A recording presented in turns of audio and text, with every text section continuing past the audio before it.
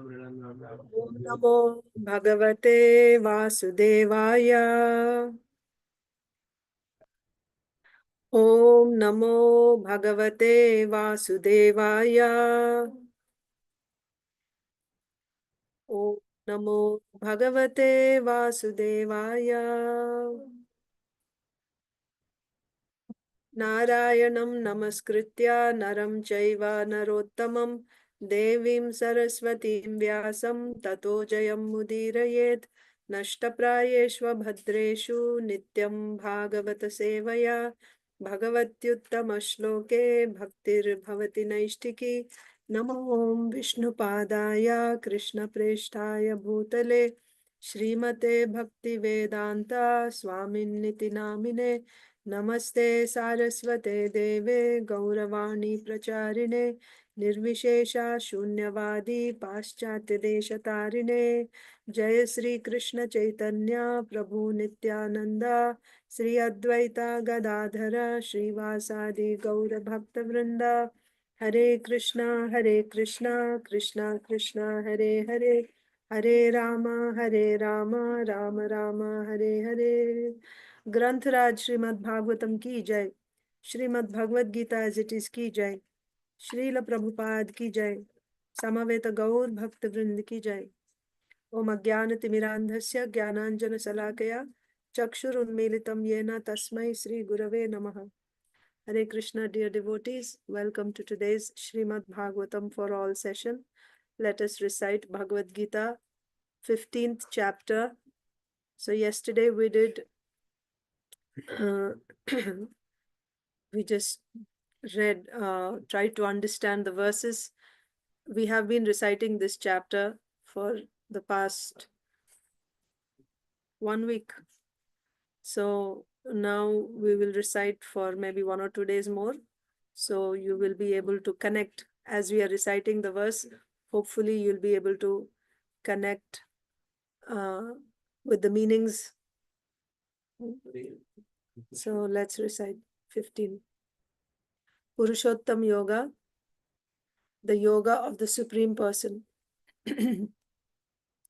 Sri Bhagavanuvacha Urdhvamulam adhah shakham Ashwatham prahuravyayam Chandamsi yasya parnani Yastam veda sa vedavid Adhaschordhvam prasritastasya shakha Guna pravriddha vishaya pravala Adhascha mulanyanu Karmanubandhini manushya loke न रूपमस्येह तथोपलभ्यते नान्तो न चादिर्न च सम्प्रतिष्ठा अश्वत्थमेनं सुविरूढमूलम् असङ्गशस्त्रेण दृढेन चित्वा ततः पदं तत्परिमार्गितव्यम् यस्मिन् गता न निवर्तन्ति भूयः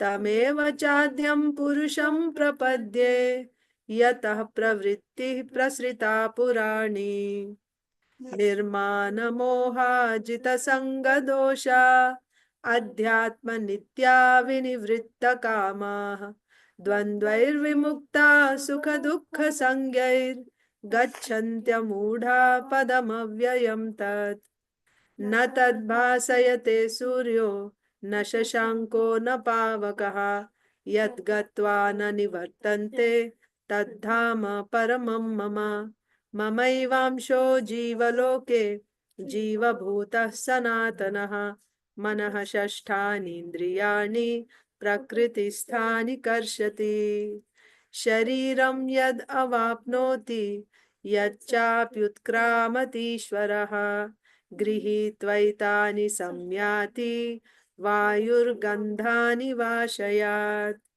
श्रोत्रं चक्षुः स्पर्शनं च रसनं घ्राणम् एव च अधिष्ठाया मनश्चायं विषयान् उपसेवते उत्क्रामन्तं स्थितं वापि भुञ्जानं वा गुणान्वितं विमूढा नानुपश्यन्ति पश्यन्ति ज्ञानचक्षुषः yatanto yoginaschainam pasyantyatmanyavasthitam yatantopyakritatmano nainam pasyantyachetasaha yadaditya tejo jagadbhasayate yacchandramasi yaccagno tattejo vidhi mamakam गामाविश्य च भूतानि धारयाम्यहमोजसा पुष्णामि औषधी सर्वाः सोमो भूत्वा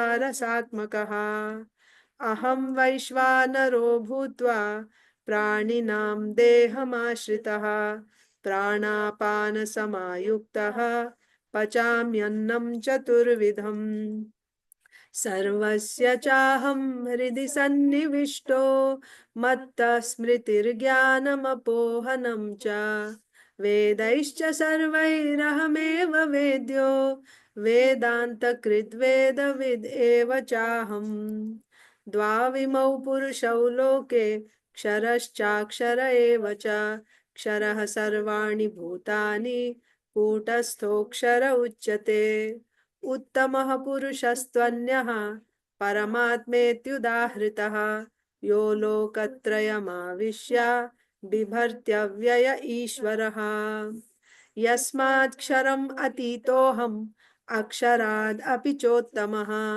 अतोऽस्मि लोके वेदे च प्रथितः पुरुषोत्तमः यो माम् एवम् असम्मूढो जानाति पुरुषोत्तमम् स सर्वविद् भजति माम् सर्वभावेन भारत इति गुह्यतमं शास्त्रम् इदम् उक्तं मया नघ एतद् बुद्ध्वा बुद्धिमान् स्यात् कृतकृत्यश्च Bharat. Was that better? You could understand some parts, right? Yeah, we'll keep reciting some more days, then you'll become familiar. One point that I want to clarify here, yesterday when I explained 10 and 11. 10 I said utkramantam sthitam vapi bhunjanam va gunanvitam vimudha nanu pashyanti jnana chakshusha. Who is able to see that how I am leaving this body and how, I am in this body and I am suffering, but I am not suffering, it is just the body. Who is able to actually see all this? One who has jnana chakshu. That means one whose avidya is removed. That person is able to see. The vimudha, whose avidya is not removed, he cannot understand all this. That was already said. Then in the next verse it is saying, yatanto yogi naschainam pashyantyatmanya vastitam. That means someone who is endeavoring in yoga, he can also see. But how he see, and yatanto api akritatmano nainam pashyanta chetasaha. So one who is not endeavoring in yoga, without doing yoga, what yoga is this here? Nishkama karma yoga. Or so initially you start with nishkama karma yoga. Okay, so somebody who's not even endeavoring in yoga, he won't be able to understand. But when you're doing Nishkama Karma Yoga, does it mean that your avidya is already removed? No, right? It's not removed yet. You're practicing now. The previous verse is saying that somebody who got Jnana Chakshu, that means his avidya is removed now, and he is able to see what is what. Oh, this is matter, and I am not this body, I am a spirit, and whatever pains are happening, this is not happening to me, it is just happening to the body. He is able to understand. But the second verse is saying, even someone who is endeavoring means he didn't get that avidya, that Jnana Chakshu yet, his avidya is not removed, he is still covered by avidya. He can also see the Supreme Lord. How he will see? In this way. He is the light of the sun. Yad adityagatam tejo. The light of the sun, the light of the moon, and the nourishment which all the fruits are getting from the light of the moon. What is all this power? That is Krishna. The food that I'm eating, the juicy fruits and vegetables and grains that I'm eating, how is that formed? It is formed by the moonlight. Who is that moonlight? Krishna is saying that is my power. So you see, even we may not be liberated yet, or we may not have removed the avidya yet, But still, even in this state, still we are in the conditioned state. In this state also you can see. That's the point. Okay. Gama Vishyacha Bhutani. I enter this earth and I'm holding up everything. So when you see everything held up on the earth, you understand that it is the Lord's energy. So even in the material phenomena, although you are not liberated, or even liberated is ultimately when you get, even after avidya is removed, vidya will be there. That's also not, that's one level of liberation. Okay. But even though your avidya is still there, even in your conditioned state, you are able to appreciate the Supreme Lord. That's what these verses are saying. That is the point. Huh? The previous verse said that somebody whose avidya is removed, he can see. And someone whose avidya is not removed, he cannot see. Then the next verse is saying, even if the avidya is not removed, if you are endeavoring in yoga, you can also see the Lord. How you will see? In this way. He is the light of the sun. He is the light of the moon, which is nourishing all fruits and vegetables. He is the gravitational force of the earth, which is holding everything down. He is the one which is causing all the planets to move, stay in their place without falling down. All this is him only. And it is because of him that the food is digesting. So every time we eat food and, the food is digested, you're getting nourished, you can see, oh, this is Krishna. So even in the conditioned state, you are able to appreciate the Lord, you are able to see the Lord. This is how we should see the Lord when in the conditioned state. When we are not able to actually see him, we can still see him in this way. That's the point. So now next let's recite Srimad Bhagavatam, first 3 verses, and then maybe from maybe after Govardhan Puja, from Monday onwards, we will recite Kunti Maharani's prayers. This week we'll just do first 3.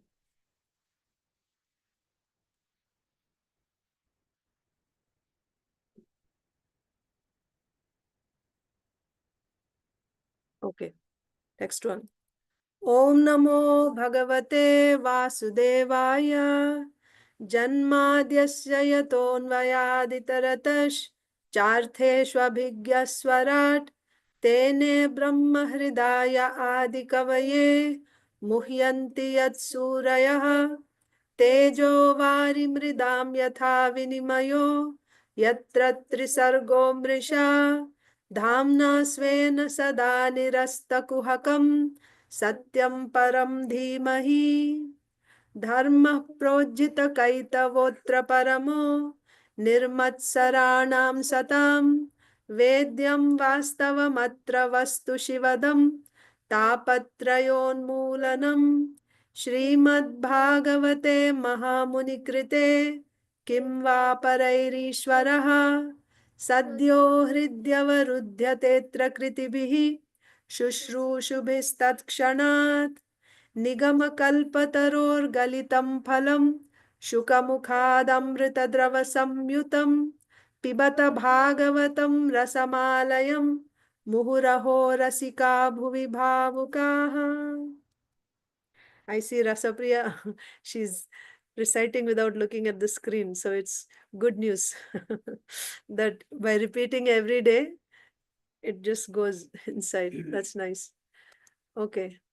Now let's read Srimad Bhagavatam. We are reading from Srimad Bhagavatam, Canto 10, Chapter 4, the Atrocities of King Kamsa. So Kamsa called his ministers and who were actually asuras. They had no qualification to give any advice. Why? Because they are enemies of the demigods, they are envious of the demigods, and now they are going to advise Kamsa. And we also saw yesterday what was their advice. What did they advise to Kamsa? What did they say?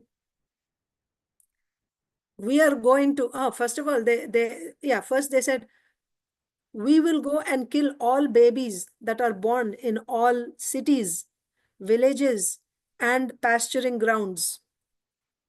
All babies that are less than 10 days old or a few days older than 10 days. Like, yeah, that are born in the past 10 days. Yes.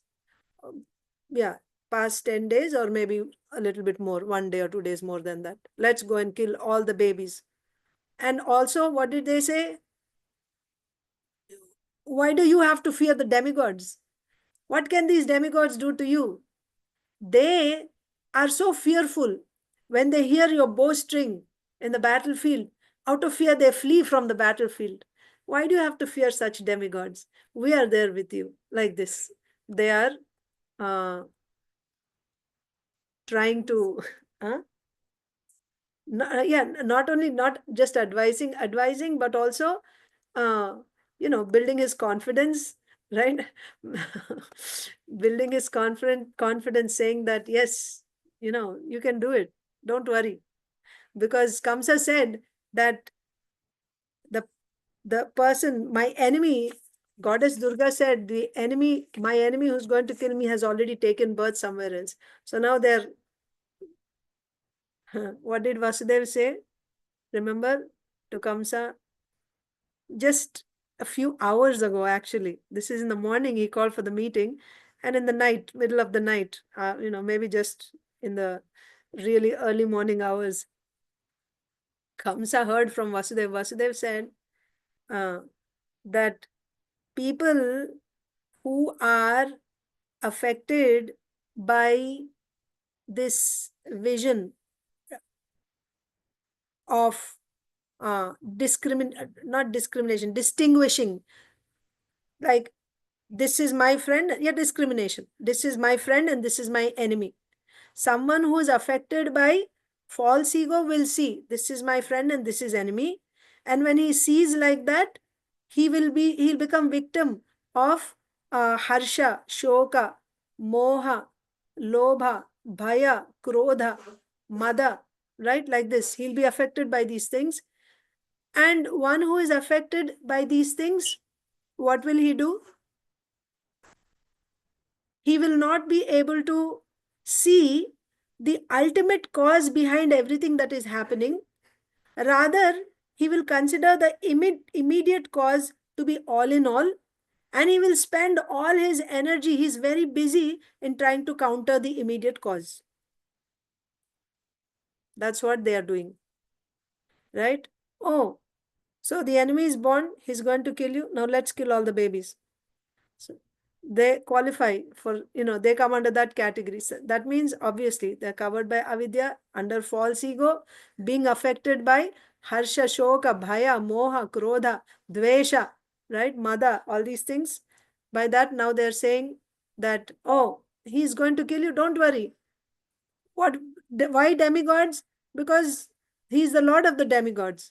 Why do you have to fear these demigods? We know, we have seen, how the demigods flee from the battlefield when they simply hear the dhvani, the sound of your bow, like that. Bow, your bowstring. When you just pull the bowstring, out of fear, they're running away. Next, what are they saying? Asyataste sharavratir hanyamana samantataha jijivish जिजीविषव उत्सृज्य पलायना पराययुः अस्यत asya tas te sharavratayr. Asyatah means pierced by your discharged arrows. Asyatah.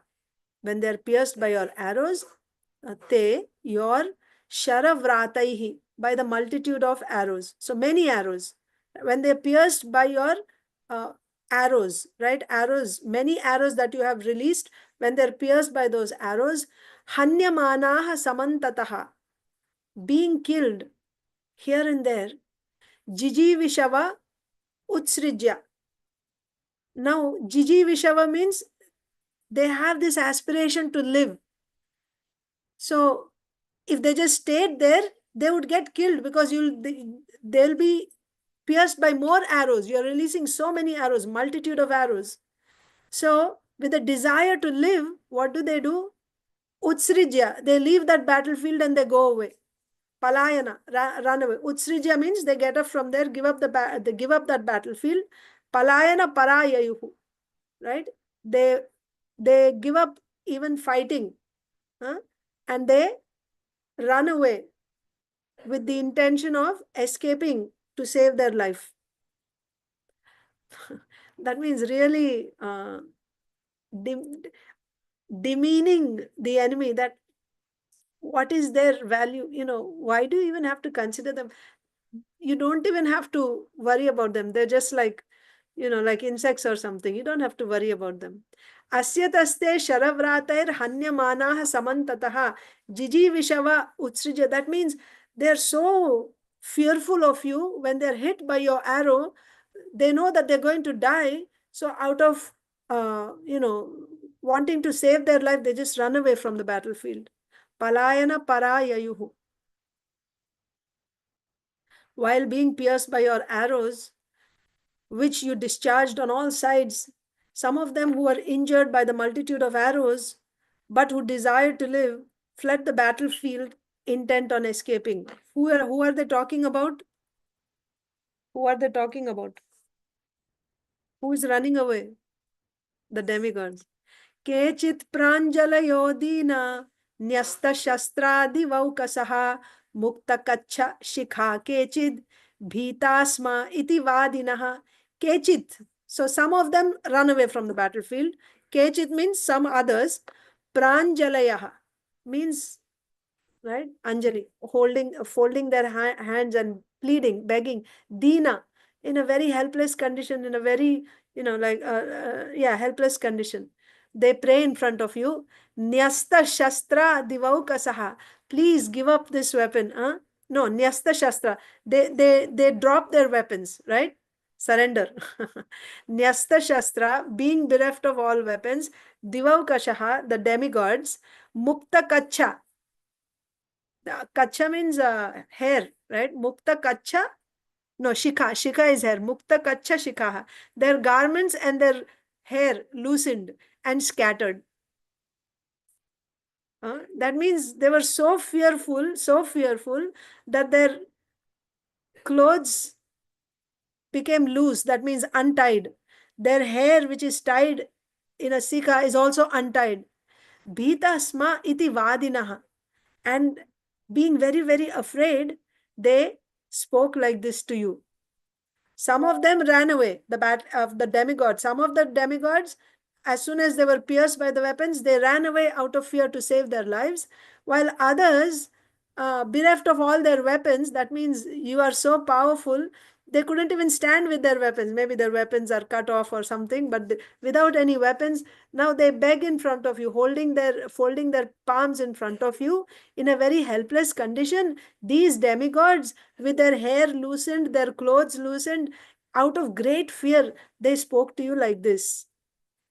Defeated and bereft of all weapons, some of the demigods gave up fighting and praised you with folded hands, and some of them, appearing before you with loosened garments and hair, said, "Oh Lord, we are very much afraid of you." Okay. So some began to praise you, they say.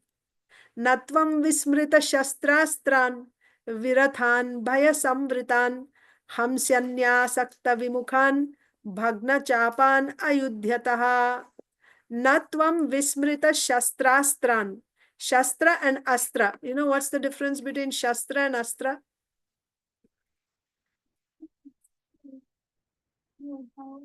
Yes. Yeah. Astra is a mantra, like Brahmastra, Pashupatastra, right? So Astra is a mantra. You invest that potency of that mantra into any arrow, and now that arrow will act with the power. So if you say Brahmastra, an ordinary arrow, you chant that mantra into that arrow, now that arrow will become Lord Brahma's weapon, Brahmastra. So when Arjun went to the heavenly planets, he got Divyastras, right? Celestial weapons. It's not that he came back with a whole load of weapons from all the demigods. He knew all the mantras and how to chant. And by chanting that mantra, he could infuse the potency of that mantra, that astra, into any arrow. And then he can now, that arrow would act with that power. So Shastra means weapons, physical weapons. You have an axe, no, axe also they use, but you have a gada, a club, mace, sword, and javelin, all these different weapons, Shastras. So, natvam vismrita shastra astran virathan bhaya samvritan. Okay. Those who have forgotten how to use weapons, vismrita, they forgot how to use their weapons. Why? And they were also without chariots. Bhaya, samvritan, out of fear of you, they forgot, they lost their chariots also, and they forgot how to use their astras and shastras, both, because of fearing you. Hamsi anyasakta vimukhan. Hamsi, Hamsi means does kill. Anya asakta vimukhan. Anya asakta means other attachments. Vimukhan, no other attachments, right? Persons attached not to fighting but to some other subject matter. Bhagna chapan ayudhyataha. So now their weapons are also broken, and thus they are not able to fight. First of all, let's read the translation. When the demigods are bereft of their chariots, when they forget how to use weapons, when they are fearful or attached to something other than fighting, or when their bows are broken and they have thus lost the ability to fight, your majesty does not kill them. Okay, so next thing is, you are so noble, O Kamsa. You follow all the etiquette of Yuddha. So if the enemy does not have a weapon, you're not supposed to attack. You should give them, and also the same weapon. Not that, you have a powerful weapon and they have some, no. Equally, if the enemy drops the weapon, then you give him another weapon and then you fight. This is a war code, Kshatriya war code. So his ministers are saying, oh Kamsa, out of fear, if they forget how to use their weapons, then you don't attack them, because they are not in proper consciousness, right? Also, there are other conditions. If the enemy is sleeping, or if the enemy is an intoxicated state, the enemy is not in a proper state to fight with you, you're not supposed to attack. That is why Ashwatthama's killing of the sleeping sons of Draupadi and of Drishtadyumna is condemned. It's not right. Even Duryodhan did not approve that killing of, enemy who is not alert, who is not prepared to fight. That is against the war code. So anyway, when the demigods are bereft of their chariots, when they don't, also when they don't have chariot, then you should come down on the ground and you should fight with them. Not that you'll be on your chariot. So when the demigods are bereft of their chariots, when they forget how to use their weapons for whatever reason, either out of fear or out of bewilderment, or because they're intoxicated, whatever reason, if they forget how to use their weapons, when they're fearful or attached to something other than fighting, that means at that moment they're not ready to fight, because their minds are preoccupied with something else, right? Their minds are occupied with something else, or they're busy doing something else, and they're not ready to fight at that moment. You should not fight.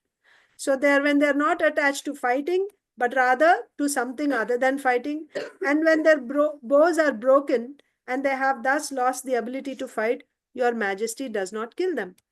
When they don't have chariots, when they don't have their weapons, or when they forget how to use their weapons, or their minds are preoccupied with something else and they're not in a state to fight, then in those conditions, my dear Kamsa, we have seen that you don't kill your enemies, the demigods. Purport by Srila Prabhupada.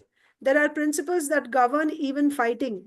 If an enemy has no chariot, is unmindful of the fighting art because of fear, or is unwilling to fight. It can be either. Either he is unmindful or he's not prepared. He doesn't want to fight.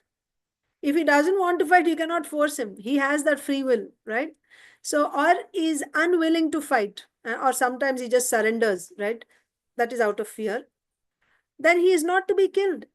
Kamsa's ministers reminded Kamsa that despite his power, in the previous verse already he said he's so powerful, Kamsa is so powerful, but simply by hearing his bowstring, they would feel so much fear that they would be running away from the battlefield. Or if they're pierced by his weapon, they will be literally running away from the battlefield wanting to save their lives. And others who are not able to run away, they will just just come and praise, flatter Kamsa so that he will spare them? Or uh, uh, what's the other one? They become so fearful that they beg him, right? They beg in front of him like this. That means Kamsa is so powerful compared to the demigods. Next shloka is saying, in spite of being so powerful, still you're so great that if the enemy is not in a position to fight, doesn't have weapons or chariots, you just let them go. You're so great, like that. Kamsa's ministers reminded Kamsa that despite his power, he was cognizant of the principles of fighting, and therefore he had excused the demigods because of their incapability. But the present emergency, the ministers said, is not intended for such mercy or military etiquette. Now you should prepare to fight under any circumstances. Thus, they advised Kamsa to give up the traditional etiquette in fighting and chastise the enemy at any cost. So, what is the purpose of the minister saying here that we know how you forgive? You don't fight with your enemies in the battlefield when they are not ready. That is the etiquette of battle, and you follow that. So now Kamsa may also think killing newborn babies, this is not correct. This is not proper etiquette for Kshatriyas. If I really want to fight with my enemy, like he thought before, right? When he saw Devaki pregnant and all effulgent, at that time he was thinking that let the child grow up and get trained up as a Kshatriya. I will challenge him on the battlefield and then I will fight. That is honor to a Kshatriya. Killing the enemy when the enemy is still a baby in a helpless condition and 10 days old, less than 10 days old, newborn baby. What kind of chivalry is this? Will the war code allow this? No, right? But so, because Kamsa would observe this war code normally, he may uh, hesitate to do it now, to kill the babies. So that's why they are saying that now you shouldn't think like that. This is a different situation. This is an emergency. Your enemy is the Supreme Lord Vishnu, right? So this is an emergency here. So in this case, you should put away the your normal behavior, right? Where you would be actually observing the etiquette. Let us look at Srila Vishwanath Chakravarti Thakur's commentary also.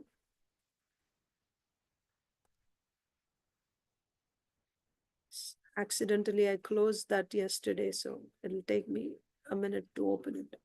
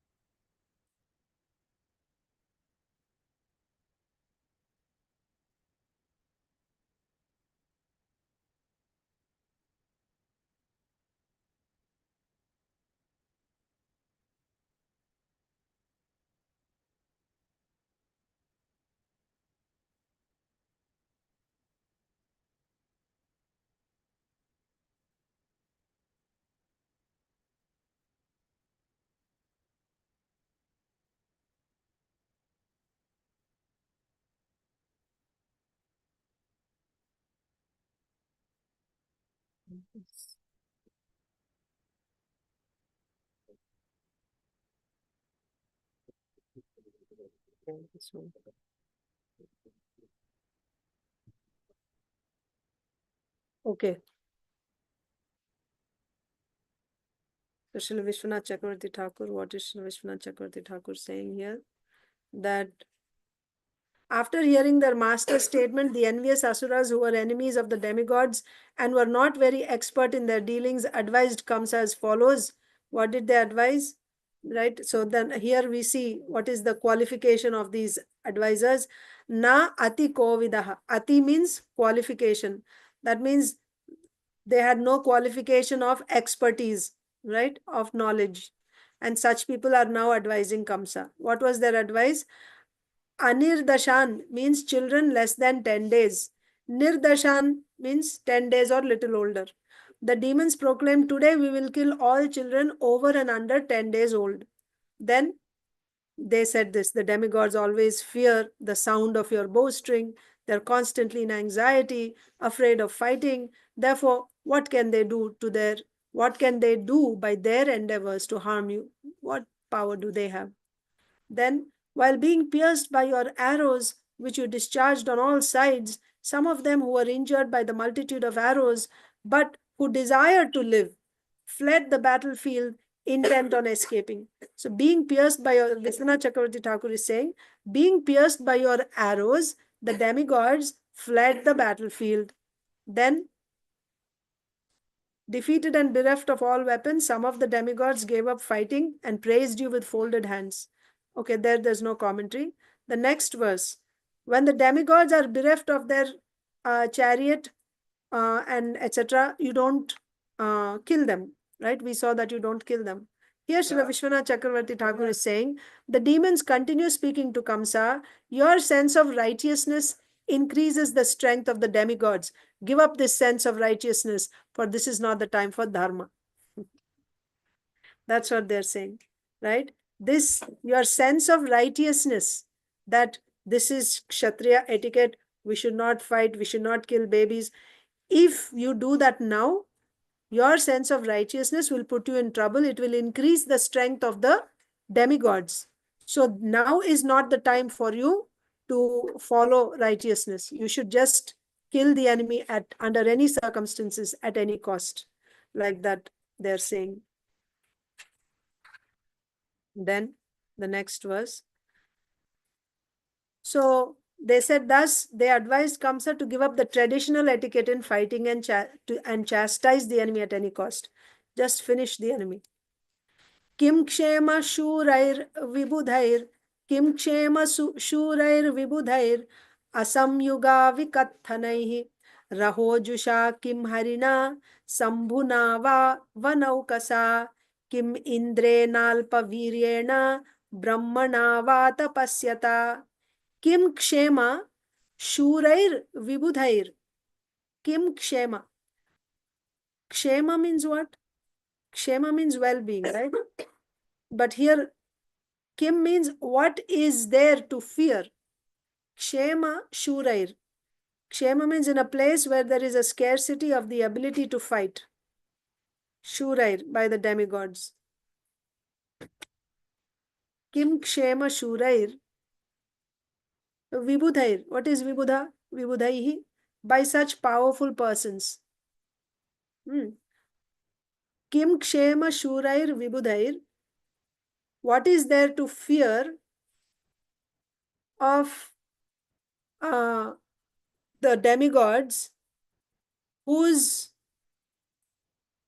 ability to fight is not sufficient? They have very meager ability to fight. What is there to fear of such demigods? Shuraihi, demigods, and Vibudhaihi means powerful persons. Asamyuga vikathanaihi, by boasting and talking uselessly away from the fighting. Asamyuga vikathanaihi. So they are by boasting and talking uselessly away from the fighting. Raho Jusha Kim Harina. Who is living in a solitary place within the core of the heart? I think here we'll have to see Srila Vishwanath Chakravarti Thakur's commentary to understand better. But let's just read the translation first. The demigods boast uselessly while away from the battlefield. Only where there is no fighting can they show their prowess. They boast when they're not on the battlefield, right? When they're at home, they'll be talking, what will this Kamsa do? We are going to finish him and all that. But when they're actually fighting, they have no power to fight with you. Only where there is no fighting, they can show their prowess. Therefore, from such demigods, we have nothing to fear. They have no power. Why we have to fear the demigods? As for Lord Vishnu, he is in seclusion in the core of the hearts of the yogis, right? Just like Hiranyakashipu says, right? That he's hidden in the heart. Not Hiranyakashipu. Hiranyakashipu's followers say that. Vishnu, he is hidden in the core of the hearts of the yogis. As for Lord Shiva, he has gone to the forest. And for Lord Brahma, he is always engaged in austerities and meditation. The other demigods headed by Indra are devoid of prowess. Therefore, you have nothing to fear. Huh? That's exactly what they said to Hiranyakashipu. Purport. Kamsa's ministers told Kamsa that all the exalted demigods had fled in fear of him. One had gone to the forest, one to the core of the heart, and one to engage in tapasya. Thus, you can be free from all fear of the demigods. They said, just prepare to fight, right? Don't worry of the enemy. Your enemy is very, very insignificant. You are so powerful, they are fearful of you. Out of fear of you, someone has gone to the forest, someone is hiding in the hearts, and someone else is doing tapasya. What do you have to fight with? And all the others, they're like mosquitoes for you, right? You don't have to fear for them.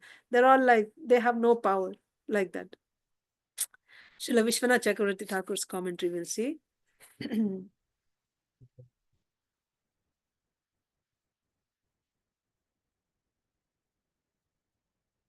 Okay.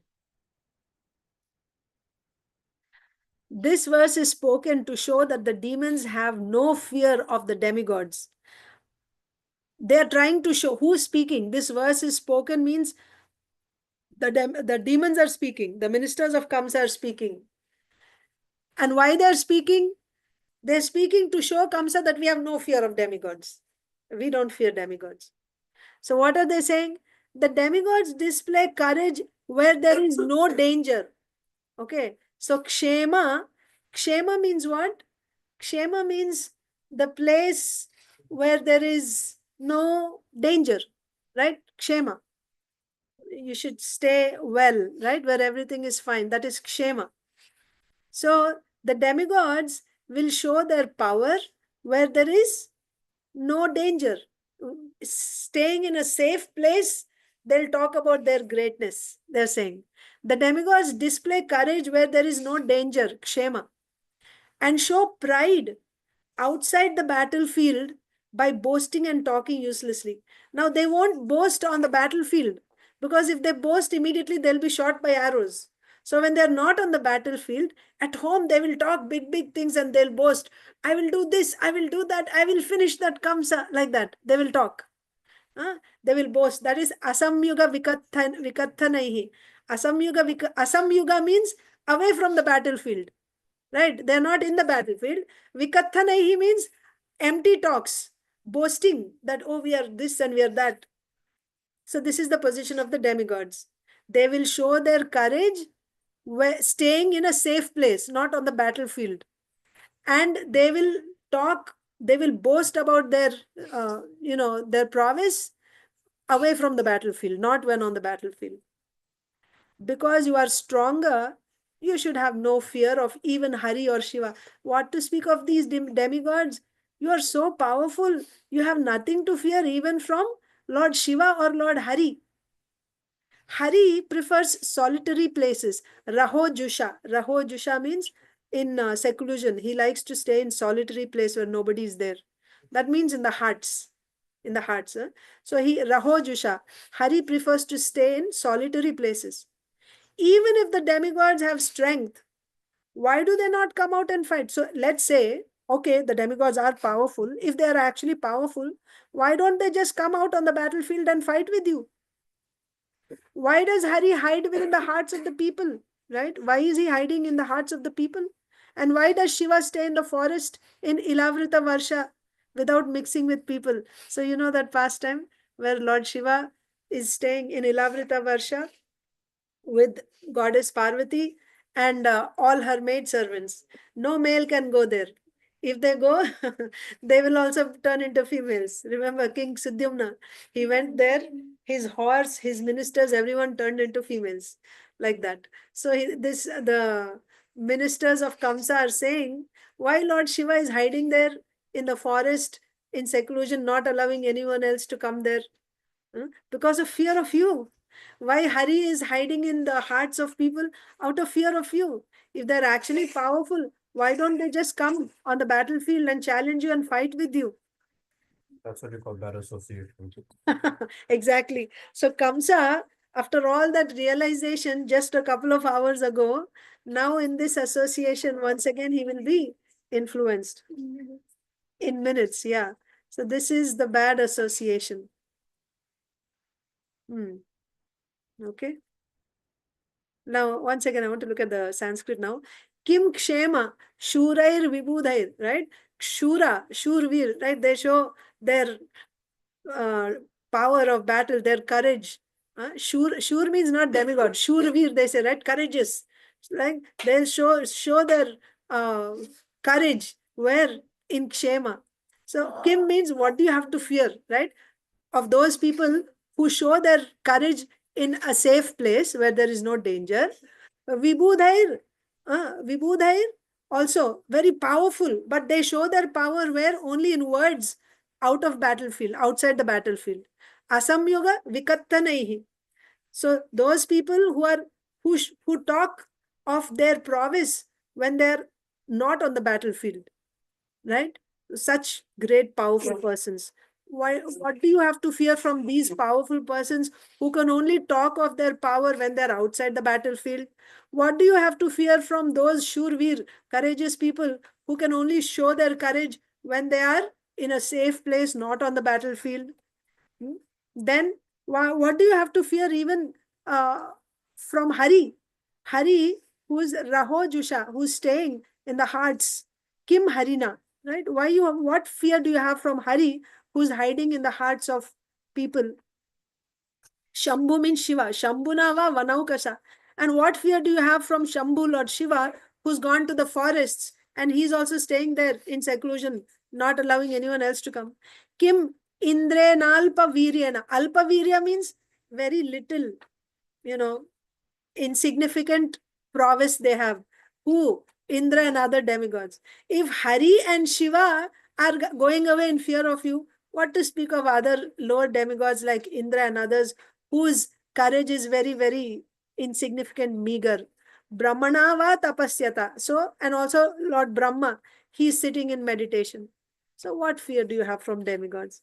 Even Hari, Shiva, and Brahma, the three, Gunavatars, they are fearing of you and they're hiding here and there. What fear do you have from anyone else? So they're trying to build Kamsa's confidence. You don't have to worry, just go and kill. Then why, if that is the case, why they even have to kill? But foolish people cannot calculate like that. Tathapi deva sapatnyan nopeksha iti manmahe tatasthanmula khanane niyungshvasman anuvratan. Tathapi devaha sapatnyan no na apeksha iti manmahe tatastan mula khanane niyungshvasman anuvratan. Nonetheless, because of their enmity, our opinion is that the demigod should not be neglected. Therefore, to uproot them completely, engage us in fighting with them, for we are ready to follow. So here is another, what do you say, another logic, you can say, or another strategy. Sometimes, even if the enemy may not be, let's take like a disease, cancer, for example. When it is just in the initial stages, if you detect it, then it can be cured or it can be subdued, right? And life can be saved. But if you neglect it, then soon it can become life-threatening. So in the initial stages, actually, it may be very insignificant. It doesn't pose any danger to you in that stage. But if you neglect it at that stage, then that can become a big problem later on. So right now, yes, these demigods they don't have any power, and you are certainly stronger than them. But if you neglect them, even that which is insignificant can actually prove to be fatal in future. So an intelligent person should not be, overconfident and should not be negligent, right? Like Ravana, he thought, or Lord Ramchandra is a human being, or at least, that's how all his ministers were also saying. What fear do you have from a human being? You cannot be killed by human. He also thought, when he asked for the boons, he said, I don't want to, I don't want any protection from monkeys and human beings because they are very insignificant. What is their power in front of me? Right? Like that. So, but someone who's actually uh, an intelligent, expert warrior, he will be very alert from all types of enemies, right? He won't think because this is insignificant. He won't be negligent. The point is, he won't be negligent. So now they're saying, yes, all these enemies are, the previous verse, all these enemies, the demigods, they're not as powerful as you. They can only talk away from battlefield, but still, although they're not as powerful, because they have enmity in their heart, our opinion is that the demigod should not be neglected. Why? Yes, they don't have so much power. I'm remembering one more thing. In Bhagavad Gita, we see Srila Vishwanath Chakravarti Thakur explains like this, that verse, that our power is, what is that verse in Bhagavad Gita, first chapter? That that power, the power of the Pandavas is immeasurable, and our power is limited. The power of the strength of the Pandavas being protected by Bhima is immeasurable, whereas our power is limited. Duryodhana is telling Dronacharya. Yeah, opposite. But what's the verse? I'll explain how Srila Vishwanath Chakravarti Thakur says. What's that verse? Anyway, I'll just open it. But anyway, without opening, I'll just explain to you. So Duryodhana is saying to Dronacharya, it is explained by both acharyas, both are correct, of course. So Srila Baladev Vidyabhushan says that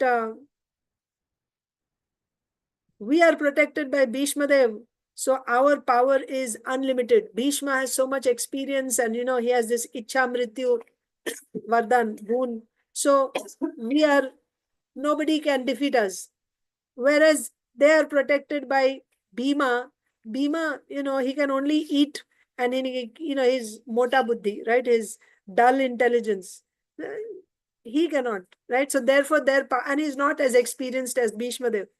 Aparyaptam tadasmakam paryaptam aparyaptam tadasmakam balam rakshitam paryaptam tudametesham balam rakshitam.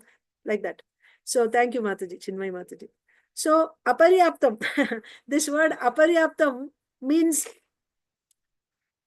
one way you can take, as it is explained by Srila Baladev Vidyabhushan in our translation and purport of Srila Prabhupada. Prabhupada takes from Baladev Vidyabhushan, is aparyaptam means our strength is unlimited, being protected by Bhishma Dev.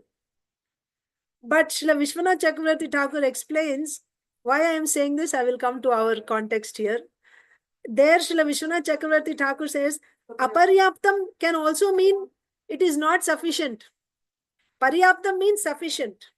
Aparyaptam means you have not reached the mark yet, right? It's less, right? When you get prasadam, paryaptam, you're full. Aparyaptam means still you're hungry, you want some more. It's not enough yet, like that. Aparyaptam, he's saying our strength is aparyaptam because it is protected by Bhishma. But Pandava's strength is paryaptam because it is protected by Bhima. It is sufficient. How is this? Bhishma Dev, he's trained by, the demigods. Yeah. He learned. He's the disciple of Parashuram himself, who's an incarnation of the Lord. And also he studied in the, from the Devatas. And he has Ichamriti, and he has so much experience, so many generations before he's born, right? So much wisdom, experience, and power. And still, our strength is not sufficient. Why? What is this calculation? Because Bhishma Dev has this soft corner for the Pandavas. For him, the Pandavas are also dear. My Kauravas are also dear. So if somebody is equally seeing the enemy and his own, how he will fight? How will he fight? In spite of having so much power, if he does not have that drive in him to kill the enemy and win, how is he going to win? He won't win. He will think, oh, they should also live happily, we should also live happily, everyone should live.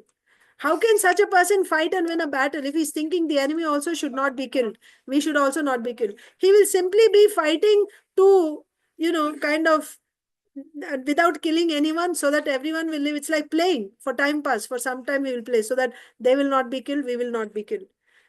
Therefore, even though we have almost double Akshauhinis than the Pandavas, still our strength is not sufficient, because our leader himself does not have that determination, that zeal to win this battle, to kill the enemy. He doesn't have that type of, um, you know, he doesn't have that desire, that drive in him.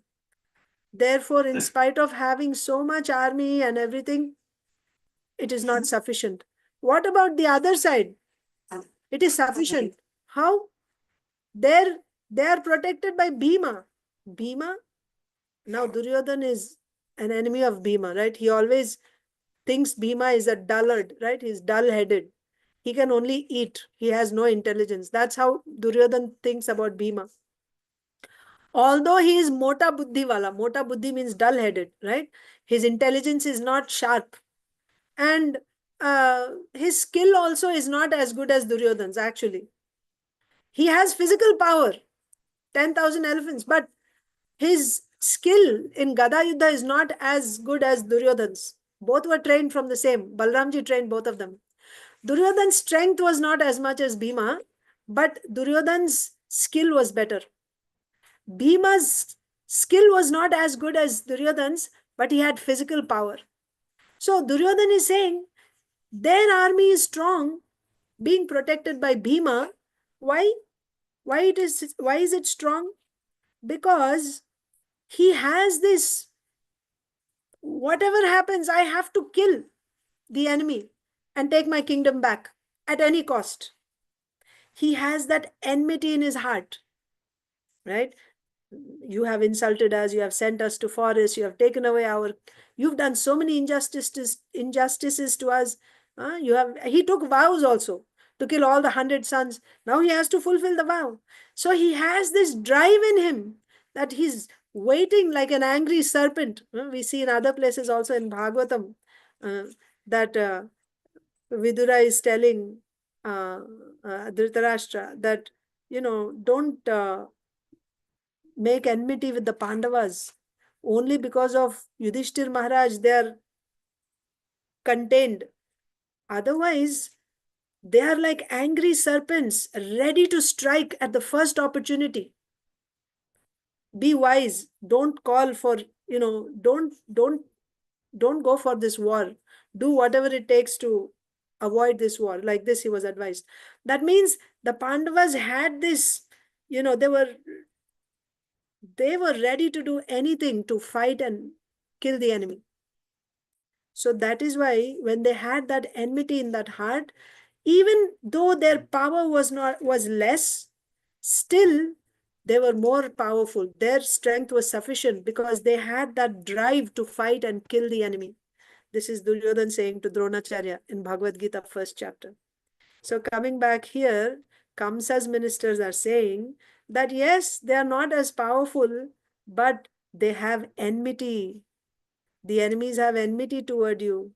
So if you neglect them because of that enmity, even though they are not as strong as you, they can become very powerful. That enmity towards you can make them defeat you. So you should not be negligent. That's the point.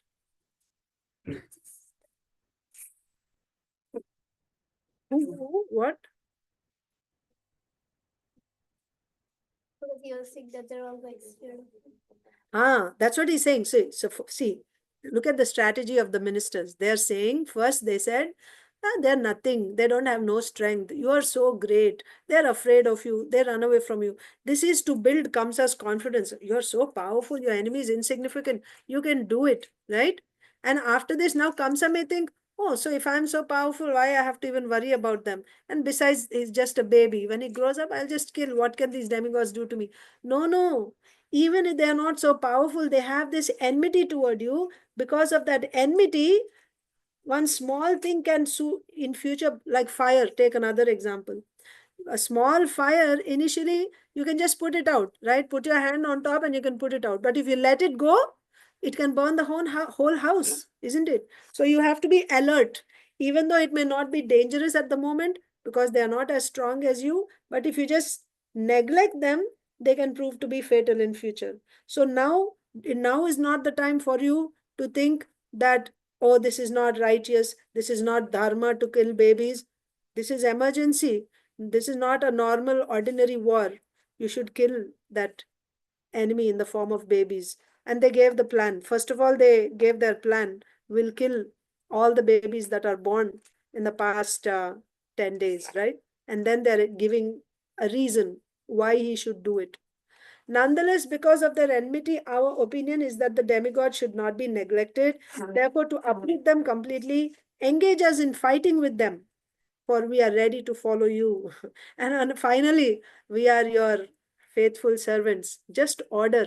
We will do anything for you, right? We'll fight on your behalf. Right. Faithful servants are pushing the leader into danger, right? So that he will die. Well, that's why in the very beginning, our Acharya tells that these ministers, they have no qualification to advise. They're asuras, but still they're advising. That's another quality of asura. They don't have any qualification, but still they like to give advices and take the role of a teacher, leader. According to moral instructions, one should not neglect to extinguish. See, Srila Prabhupada is giving the same example of fire here. According to moral instructions, one should not neglect to extinguish fire completely, treat diseases completely, and clear debts completely. Very nice. Okay. Otherwise, they will increase and later be difficult to stop. Therefore, the ministers advised Kamsa to uproot his enemies completely. So, what are the three things? According to moral instructions, Niti Shastra. If there is fire, you should put it out completely. Don't leave a little bit of fire behind. If there is a disease, like you take antibiotics, you take 1 or 2 doses. They say you have to take it for 5 days. You take after 2 days, your symptoms of disease went away. Now you say, okay, I won't take anymore. What will happen? There is a relapse, right? So those because some that are remaining, those germs, they become resistant to that antibiotic, and now they come back, and this time this antibiotic also won't work. You'll be in a greater, uh, uh, uh, you'll be in a, what is the word? Uh, it's not coming. Vulnerable. Yeah. You will be more vulnerable than before if you don't take that treatment completely and subdue that disease completely. Same with fire and debts, right? Interest. You pay off everything and you forget. Many times it happens. You have some little small balance and you're like, it's okay. Or it just misses your sight. And then that keeps getting multiplying because you ignored it. You're not even looking at that card. And soon before you know, there's so much balance in that, in the form of interest and late fee and this and that. So don't ignore debts, pay off completely. Don't ignore fire, put it out completely. And when there's a disease, you treat it completely. Don't be negligent in these things. Similarly, in the case of the demigods, the enemies, don't be negligent. They may be insignificant now, but they can prove to be fatal in future if you neglect them. That is the instruction of the ministers of Kamsa. So we can stop there. I did not read Srila Vishwanath Chakravarti Thakur's commentary. We can read tomorrow. I'm trying to keep time, follow time. Thank you very much. Grantharaj Srimad Bhagavatam ki jai. Srila Prabhupada ki jai. Samaveta Gaur Bhakta Vrind ki jai. Hare Krishna. Thank you. Hare Krishna Mataji. Thank you.